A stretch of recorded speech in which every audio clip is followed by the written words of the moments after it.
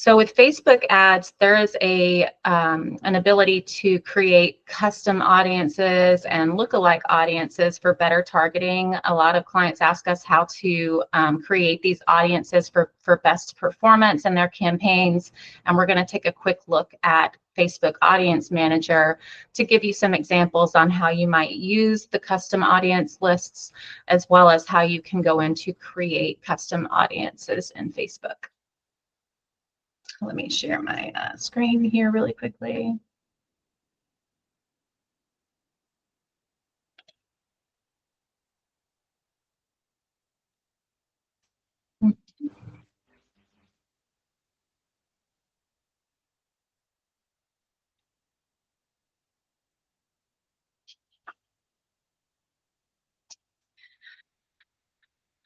And it is transitioning my window here. All right. So I'm in the Main Street ROI Audience Manager right now, just to give some top level examples of what these custom audiences might look like, and how you can create these own custom audiences for yourself. So there are a variety of different audience types. So if you go to the Create Audience button here, you can do a custom audience. And this is to interact with people who have shown interest in your business or product with a custom audience. So you can do this based on a list of contacts that you have. Could be email subscribers. It could be an existing customer list. It could also be visitors to your website. Or if you have a mobile app for your business, you could also do mobile app users and create a custom audience based off of that. And then you have your lookalike audiences, which these are based on your audiences that you've uploaded. You could do a lookalike audience of a customer list or email list. And then you can do lookalike audiences based on the number, or based on the different people who have liked your Facebook page or have taken action and have activity in your Facebook conversion pixel. So there's a lot of options here. So if we go to custom audiences, this is where you'll see that you can select the source of your audience. So you can do all of these, website, app activity catalog, and this is meta sources, or these are meta sources, shall I say, where you can create a custom audience based off of actions that people have taken directly on Facebook. So you can do video views, you can do custom audiences from lead form submissions that you've received on Facebook. You can do a shopping audience based off of people who have interacted with your catalog on Facebook. And then again, this is where you can do customer lists that you have that you can upload directly, like a CSV file.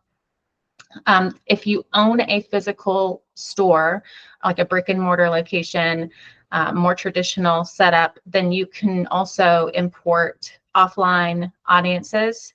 So if you have people who have interacted with your business in your store, or have made phone calls to your business, or any other offline channels, you can upload that list here as well. And of course, we have Instagram and different events that you can create audiences from too. So the popular audiences that we generally work with the most would be website visitors.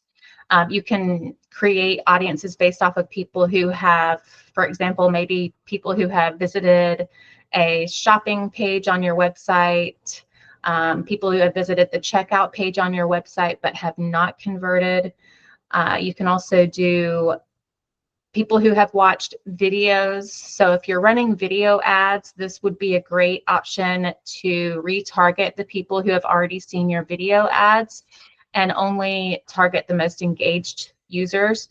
So for example, we'll dive into that here in just a second, but this is also another really popular another popular option we use all the time, and it's for the customer lists. So I'll just show an example here for the video source. We'll just click next. So this brings you to people who have viewed your video for a defined number of seconds.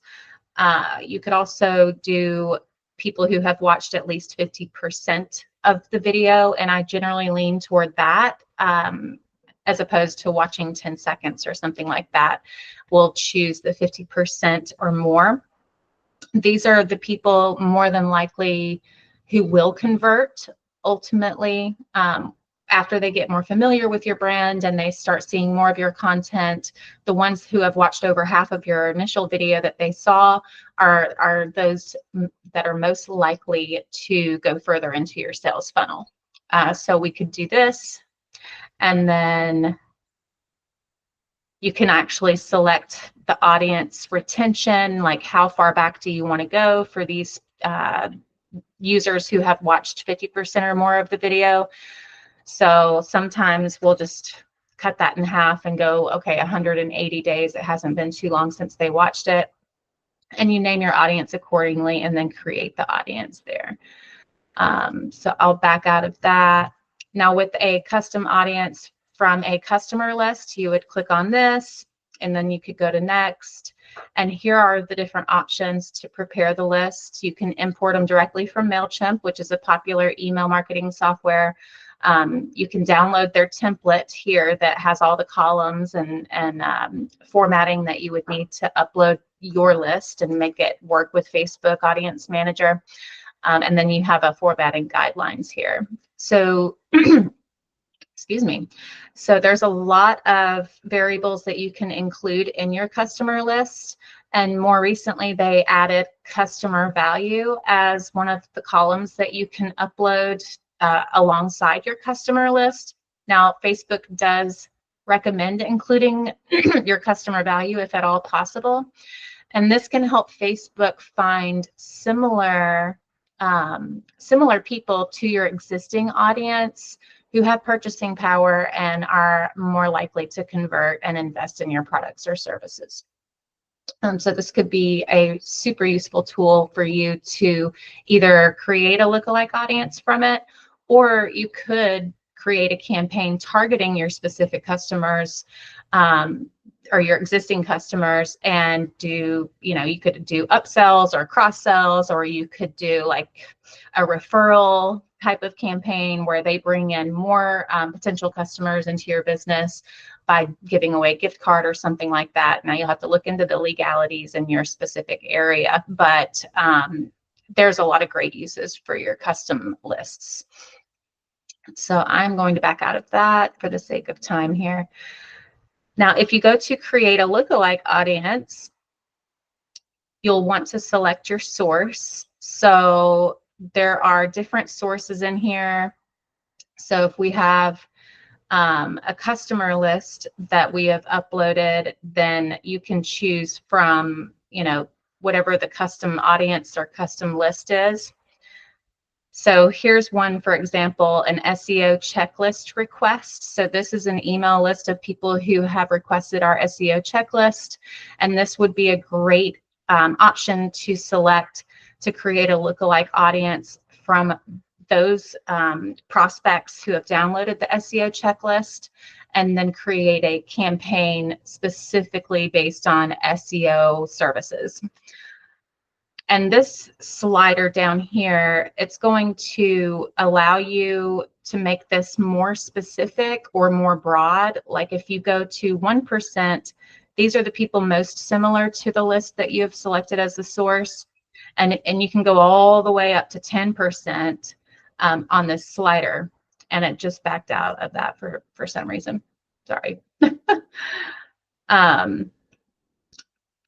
But we don't have to go back into that. But yeah, you can select anywhere from 1% up to 10%. And we generally suggest staying within the 1 to 3% range, because if you go beyond that scope and you go all the way up to 5% or 10%, those users are less likely to be similar to the list that you've uploaded. And it's a lot more broad in nature. Let me see, is there anything I missed here? So,